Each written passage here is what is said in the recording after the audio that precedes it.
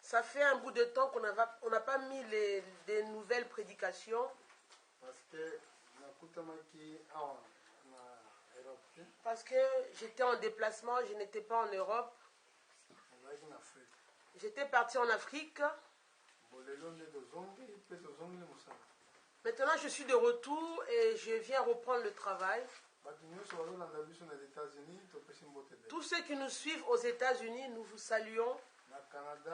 Au Canada, en Angleterre, nous saluons tout le monde dans le monde entier. Que la paix du Christ et la bonne santé soient avec vous.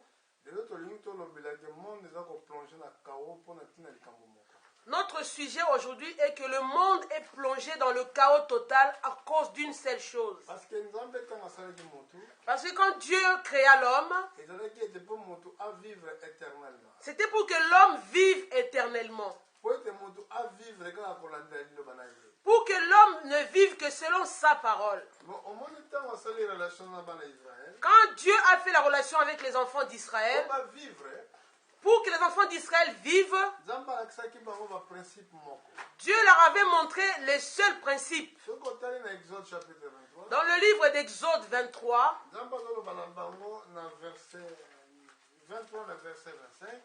dans Exode 23, à partir du verset 25, Dieu a dit ceci aux enfants d'Israël. Il leur a dit, vous servirez l'Éternel votre Dieu. Lui, l'Éternel, bénira votre pain. Le contraire de ne pas servir Dieu, c'est la malédiction. Qu'est-ce qui fait que l'homme ne puisse pas servir Dieu? C'est parce que l'homme n'écoute pas les paroles de Dieu. Quand vous n'écoutez pas les paroles de Dieu, vous écoutez autre chose. Là, ce n'est pas Dieu qui parle. Mais c'est le diable qui parle au travers des hommes. C'est quoi le but du diable? Pour que vous ne soyez pas bénis. C'est quoi le but du diable? Et que la maladie soit toujours dans votre corps. C'est quoi le but du diable? Que vous soyez bloqués en toutes choses. Pour que le diable fasse cela, il lui faut vous empêcher d'écouter la parole de Dieu. S'il arrive à le faire chez vous, vous verrez que votre vie sera bafouée. Basculée. Nous sommes dans Exode 23 à partir du verset 25. Il dit ceci, vous servirez l'Éternel votre Dieu. Lui, il bénira votre pain. Il bénira vos eaux. La maladie sera élevée du milieu de vous. Dans ton pays, il n'y aura ni femme qui avorte, ni femme stérile. Je remplirai le nombre de tes jours. Nous voulons expliquer ce verset. Si vous servez vraiment Dieu, lui, Dieu bénira votre pain. C'est-à-dire que le pain vient du travail que vous faites. Quand vous faites le travail de Dieu,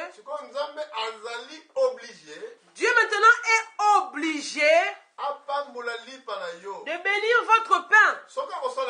S'il ne le fait pas, donc il n'est pas Dieu. Parce que il est impossible que Dieu mente. Si vous servez Dieu de tout votre cœur, il est obligé de bénir votre pain, bénir votre eau. L'eau et le pain vient du travail. Dans le pays où les gens travaillent pour avoir du pain, dans les sociétés où les gens travaillent pour avoir du pain, Dieu donnera du travail. Dans les champs là-bas où on cultive, quand vous êtes en train de planter, Dieu bénira vos plantations. Dieu fera descendre la pluie pour que vos champs puissent avoir une bonne santé. Dans votre corps, même si la maladie est là sur vous, la maladie s'éloignera loin de vous. Ça n'aura pas sa supériorité sur vous. Dans votre pays, les femmes qui se marient, il n'y aura aucune femme stérile, ni les femmes qui avortent. Écoutez-vous les médecins qui avortent les femmes. C'est une chose très mauvaise d'avorter une femme. Parce que vous tuez des vies. Les vies que vous exterminez sont des vies innocentes. Parce que la vie vient dans le sang. Dieu est dans les pays où une personne craint Dieu, il n'y aura pas de femmes qui avortent. Ni des femmes stériles. Quand une femme n'arrive pas à concevoir, si vous êtes dans un pays où les hommes craignent Dieu, ou dans la maison où l'on craint Dieu, regardez ce qui ne marche pas chez vous dans votre maison. Qu'est-ce qui n'a pas marché dans votre maison? Parce qu'ici il est écrit, dans votre pays, il n'y aura pas de femmes qui avortent. Vous verrez dans un pays où le diable est conduit, ils acceptent que les femmes puissent avorter. Mais si la Bible déclare, la femme n'avortera pas. Pas de femmes stériles non plus. Il bénira votre pain. Pourquoi? Parce que le monde a été créé par Dieu. C'est lui qui a créé ce monde. Il est l'auteur de toute vie humaine. Il est impossible que vous puissiez être affamés. Si vous écoutez Dieu, s'il y a la souffrance, c'est parce que les hommes ont abandonné Dieu. Pour ça Jésus avait dit, il a dit ceci au diable. Quand le diable a tenté Jésus, il lui disait que tu peux bénir les pierres pour que ça devienne du pain. Jésus lui a dit, il est aussi écrit, l'homme ne vivra pas de pain seulement, mais de toute parole qui vient de la bouche de Dieu. Il s'agit de la vie. La vie que l'homme doit avoir. Pour avoir la vie, il ne faut pas seulement avoir du pain. Quand les hommes politiques ils viennent pour faire les propagandes pour leurs élections, ils disent tout ce qui plaise à l'homme. Oh, quand je serai président, vous voyez, ils disent quand je serai. Il fallait qu'il donne d'abord les choses avant de devenir président. Maintenant, quand il sera président, d'où il aura l'argent pour donner aux gens? Je vais dire ça correctement. Quand il n'est pas encore devenu un président de la République, il donne des promesses. Il dit, moi, quand je serai, si vous me choisissez, je vous donnerai des maisons, du travail, de l'argent, toutes les choses que vous voulez. Mais il dit quand il sera. Mais il fallait qu'il puisse donner ces choses-là avant qu'il ne devienne président. Parce que Dieu, avant qu'il ne devienne Dieu, pourquoi j'ai dit cela? Parce que le mot Dieu veut dire objet d'adoration.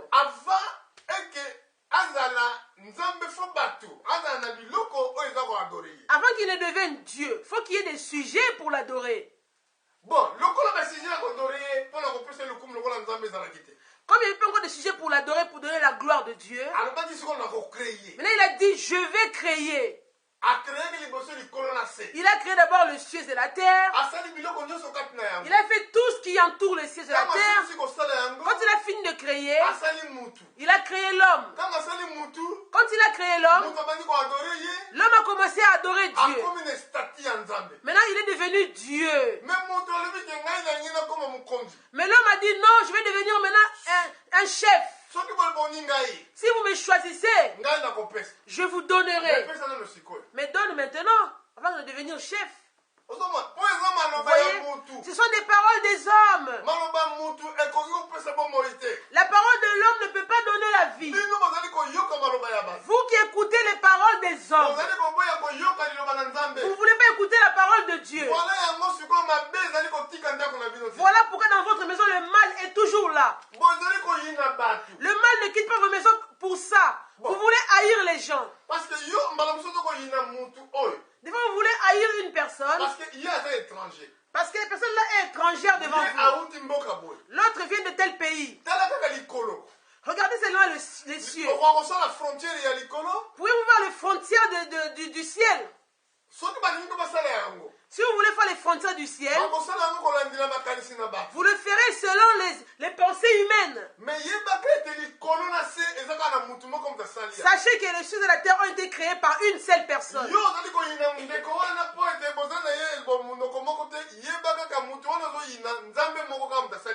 Vous qui haïssez le frère ou une sœur qui n'est pas du même pays que vous, c'est que cette personne-là, c'est Dieu lui-même qui a créé, et vous et lui.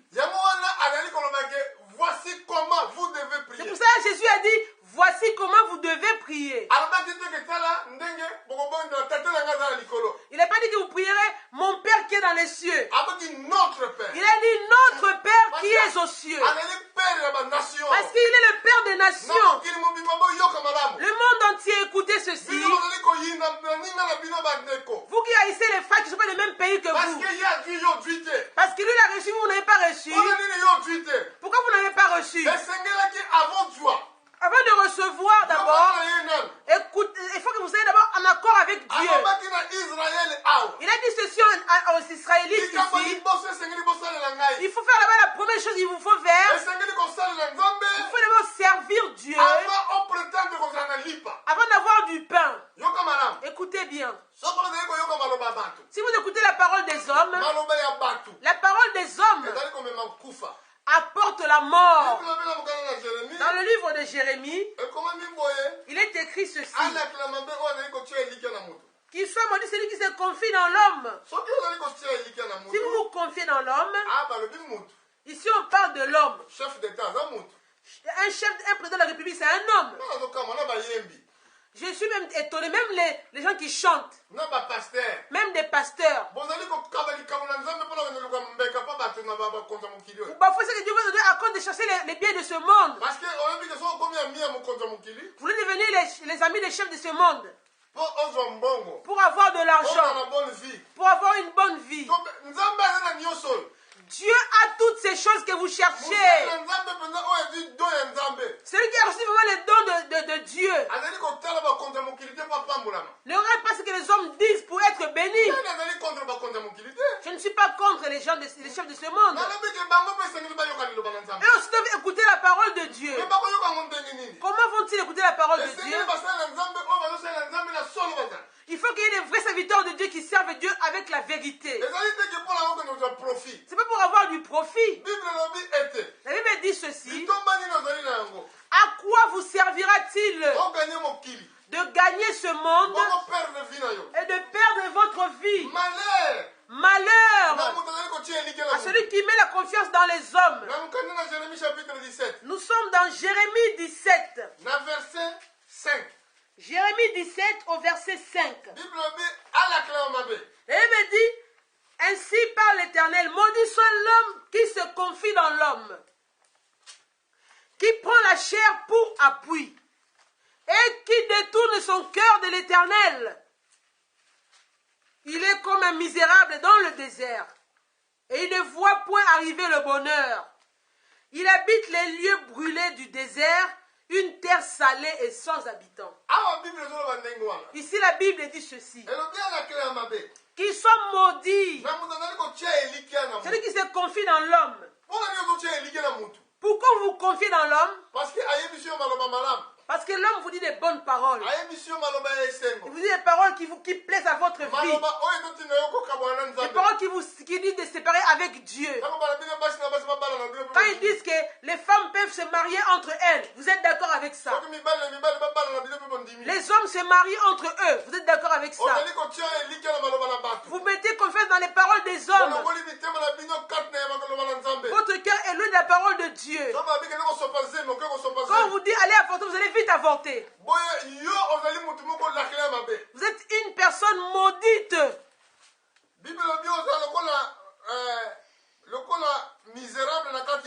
Vous êtes comme un misérable dans le désert, la Bible dit. Tu ne vois pas arriver le bonheur. Vous serez comme une terre salée. Écoutez bien ceci. Quand ces hommes veulent arriver au pouvoir,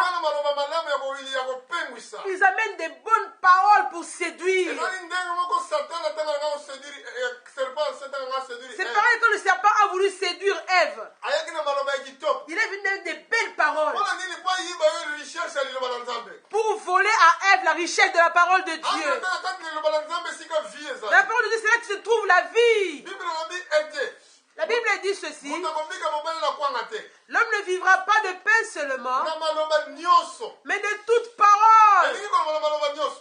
De toute parole. N'enlevez rien. N'ajoutez rien non plus. Ne faites pas une église pour avoir de l'argent. Oh, dans mon église, on dit ceci. Regardez qu'est-ce que la parole de Dieu dit. C'est pas dans mon église. Regardez ce que la Bible dit. Parce que si vous vous confiez dans les paroles de votre église, c'est que vous vous séparez avec la parole de Dieu. Si vous êtes séparé de la parole de Dieu, c'est là qu'il y a la mort maintenant. Si une personne ajoute la parole de Dieu, Dieu ajoutera sa colère sur cette personne-là. Si une personne aussi enlève la parole de Dieu, Dieu enlèvera sa vie dans la livre de la vie de Dieu. La parole de Dieu, en elle, il y a la vie. C'est comme un corps. Là d'où vient la vie. Regardez seulement l'exemple de votre corps. La Bible dit que l'église est le corps de Christ. Dans votre corps, il n'y a pas une petite chose. Quand vous êtes blessé sur votre doigt, même si c'est une petite blessure, c'est votre corps entier qui souffre. Quand vous avez mal à votre dent, c'est le corps entier qui est malade. Si le mal est dans le pied, c'est le corps qui est touché entièrement. Il ne faut pas que rien ne soit retiré de votre corps. Il faut que le corps, pour que le corps soit en bonne santé, il faut que le corps soit entier. Alors, l'église, c'est le corps de Christ. La Bible nous dit ici que l'église, c'est le corps de Christ. Alors, le corps de Christ, c'est la parole de Dieu. Le corps de Christ, c'est la parole de Dieu. Vous ne pouvez pas rajouter quelque chose. Écoutez bien, bien-aimés. Vous ne pouvez rien ajouter dans la parole de Dieu. N'enlevez rien non plus. S'il y a une erreur qui est commise, vous n'avez pas compris une chose quelconque, il vous faut prier. Et dites pardon à Dieu. Je ne défendrai jamais ce qui est mal. Et vous défendez ce qui est mal dans la Bible. Dans l'exemple, il n'est pas permis aux femmes de prêcher. Dans une église, les femmes ne sont pas permis de prêcher. Mais comment c'est possible? Aujourd'hui, les femmes sont devenues des révérends. Les femmes sont des apôtres. Dites-moi un peu.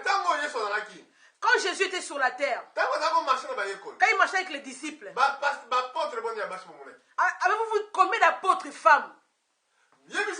Dites-moi. Dans le temps de la loi, quand il y avait des enfants d'Israël,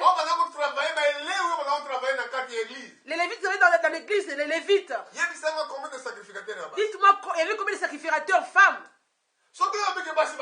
Si vous autorisez les femmes de prêcher. Yo comprendre que moi c'est l'image de l'église. Avez-vous compris que la femme c'est l'image de l'église?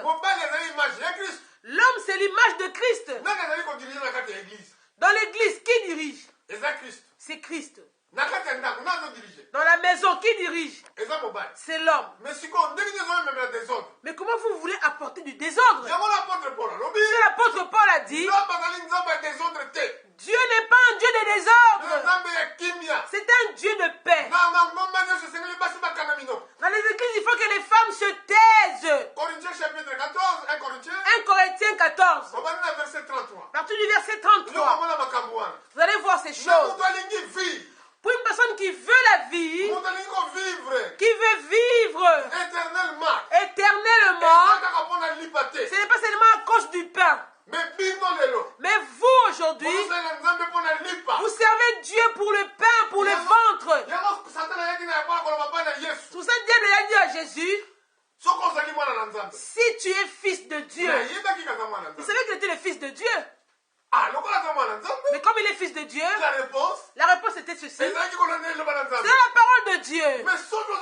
Mais si tu n'es pas fils de Dieu, quand tu vas répondre, tu répondras selon ton père, le diable. Jésus a dit au diable, il est écrit. Il est écrit. On doit parler selon la parole de Dieu. Il est écrit. L'homme ne vivra pas de pain seulement, mais de toute parole. Dans toute parole, si vous prenez cela, voilà la vie. Voilà la bénédiction. Voilà le mariage. Toutes les portes seront ouvertes. Même si elles sont fermées, même si dans votre famille il y a des sorciers, les portes seront ouvertes. Personne ne peut confronter cette parole-là. Parce que Jésus a dit ceci. Cherchez premièrement le royaume des cieux et la justice de Dieu. Toutes les choses qui vous manquent vous seront données. Aimez avoir le Saint-Esprit pour qu'il puisse vous diriger, pour qu'il puisse vous conduire. Tout ce qui manque vous sera donné. C'est vraiment très difficile. Jusqu'aujourd'hui, les hommes mettent leur espoir dans les hommes. Quand je parle aussi aux pasteurs. Je parle aussi aux chrétiens, aux croyants qui mettent leur espoir sur les pasteurs. Je n'ai pas dit qu'on mette l'espoir sur moi. Mettez l'espoir en Jésus. C'est lui qui est l'auteur de la vie. De votre vie et de la mienne. Si votre pasteur vous dit des mensonges, Dieu n'honorera pas cela. Parce que la Bible dit ceci, Dieu honore sa parole. C'est il a dit aux disciples, ne quittez pas Jérusalem jusqu'à ce que vous aurez le Saint-Esprit. Vous serez mes témoins depuis Jérusalem, dans Samarie, jusqu'aux extrémités de la terre. Quand cet esprit viendra sur vous, il vous conduira dans toute la vérité. C'est pour ça que Jésus a dit le royaume des cieux, c'est le Saint-Esprit. Il me dit, vous aussi comme vous croyez, vous êtes scellés du sang du Saint-Esprit qui a été promis. C'est un gage de votre héritage. Que Dieu a préféré célébrer sa gloire. Dieu célébrera sa gloire avec les gens qui ont le Saint-Esprit. C'est eux qui seront enlevés. Mais tant qu'ils sont encore sur la terre, c'est le Saint-Esprit maintenant qui les conduit. Sur la terre, il les conduit dans la vérité. Il ne vous conduira pas dans l'erreur. Si le Saint-Esprit vous conduit, il amènera tout ce qu'il vous manque. Et que ce soit la maison, les voitures, tout ce que vous avez besoin. Moi je dis cela. Je dis oui. Je dis oui et amen à ces paroles. Si vous n'avez pas encore vu ces choses, Regardez bien votre vie. Ce n'est pas question d'une personne ou l'autre. C'est vous-même avec Dieu.